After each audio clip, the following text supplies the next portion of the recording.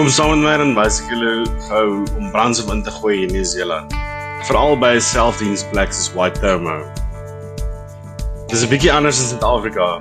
Jy doen nie alles self en die maklikste manier is op hulle app.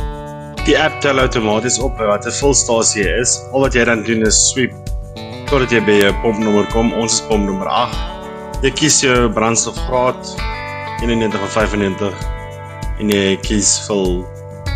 Dan druk jy op die pay-knoppie aan die onderkant en ja, dan is jy reg om te gaan.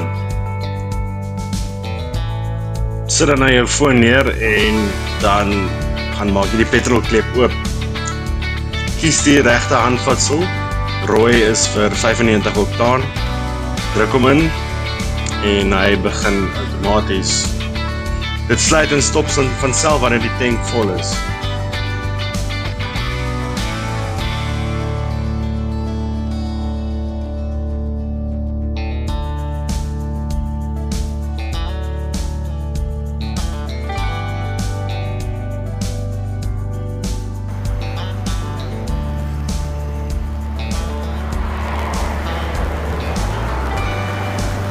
En daar is hy, vol.